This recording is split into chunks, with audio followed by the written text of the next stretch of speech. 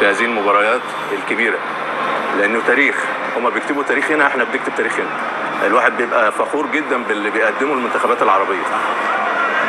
كرة حلوه، احنا دايما بنقول ان احنا مش اقل من حد. واسم التيشيرت حلو، اسم شيبو التيشيرت حلو.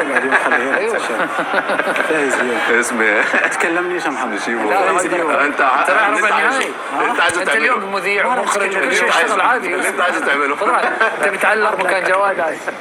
الكل مبسوط ويستاهلوا المنتخب المغربي، حاجه نفخر بيها، ودايما اعتز بالكره الحلوه، الكره الجميله.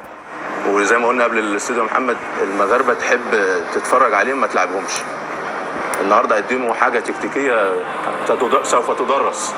كنا بندرس للتكتيك الدفاعي لمورينيو، الان ندرس التكتيك الدفاعي لوليد الركراكي. شاهدنا قبل لحظات خروج منتخب اسبانيا بقياده لويس انريكي، مع تحيه كبيره من جماهير اسبانيا وحتى من الجماهير المغربيه التي حيت انريكي من جانب، وحيت كل نجوم منتخب اسبانيا الذي كان كرويا جوتي الطرف الافضل في المباراه، لكن ان تكون مسيطرا وطرفا افضل دون ان تسجل في كاس العالم ليس بالامر الكافي. نعم، اولا يجب ان نهني منتخب المغرب بتاهله لدور الاربعه، واعتقد ان اسبانيا اليوم كانت على مستواها من ناحيه الاستحواذ على الكره، وكما شاهد الجميع غابت عنه الفرص والاهداف. بالتالي اسبانيا كانت ضعيفه على المستوى الدفاعي، وبعض اللاعبين لم يكونوا في المستوى الهجومي وعلى مستوى كأس العالم. أعتقد أنه إحباط بالنسبة لإسبانيا لا تكون في دور الأربعة. نعم، مباراة كوستاريكا كانت بمثابة فرحة لنا وتفاؤل، وبعد ذلك جاءت الضربة القاضية مع اليابان. وإسبانيا فريق كبير لكن يفتقد إلى اللاعبين الموهوبين ولكي يلعب في كأس العالم. شاهدنا دموع فاتي، دموع حزن أكيد، دموع الكثير من الجماهير الإسبانية التي جاءت لتشجيع منتخب إسبانيا، بينما هنا فرحة.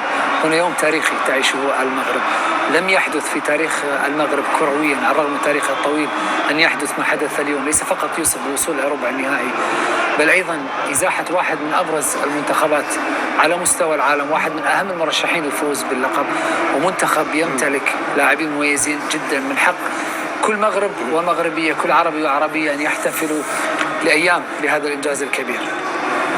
صحيح محمد، أول حاجة هارد لك ليغوتي وهارد لك منتخب إسبانيا، قدم مباراة كبيرة صحيح، كان هو الأفضل على كل المستويات، لكن هذه كرة القدم كما قلت دائما.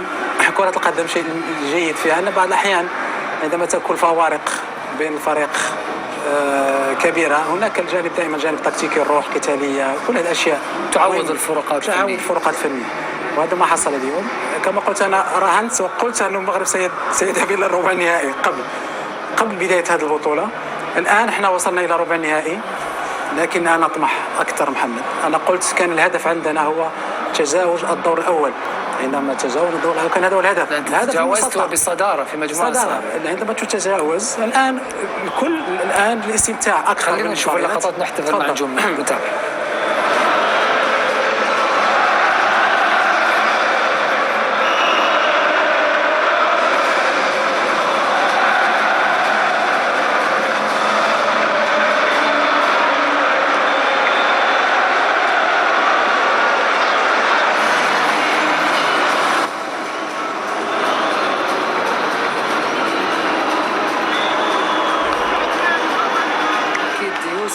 أكيد يوسف أنه أهم يوم ربما في تاريخ كل لاعبي المنتخب المغربي، على الرغم من مشوارهم الكروي، ولو أن جزء منهم عاش مستوى عالي وعالي جدا على مستوى الأندية خاصة في أوروبا، لكن هذا اليوم تمثيل الوطن، قيادة المنتخب إلى ربع النهائي، يوم سيبقى في تاريخ كل لاعب من هؤلاء النجوم.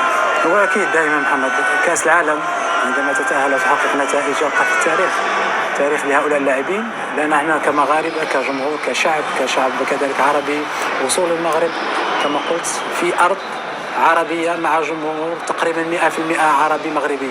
اليوم احنا لاعبين على بلد عزيز بن يحتفل معهم، هو فرحان، الكل فرحان محمد. هذه قوة كرة القدم. كرة القدم هي الشيء الوحيد اللي يفرح الناس ويفرح الشعب، ولا شيء يفرح الشعب والناس، يجمع كل الأطياف. كل الأطياف. وبالتالي دائما كما قلت مثل هذه الإنجازات هي تحسب كذلك لكل الناس اللي اشتغلوا، المسؤولين. كذلك أنا سنشكر محمد أمير دولة قطر وكل المسؤولين في قطر على هذا التنظيم وعلى مساندتهم كذلك الأمير والأمير الوالد وكل الشيوخ لمؤازرتهم للمنتخب المغربي. وكل المنتخبات العربية كانوا دائما موجودين، هم الأول الذين يشجعون ويساندون كل هذه المنتخبات العربية التي كانت موجودة. هذا الإنجاز وهذا الفرح وهذا الفوز للجميع لكل العرب.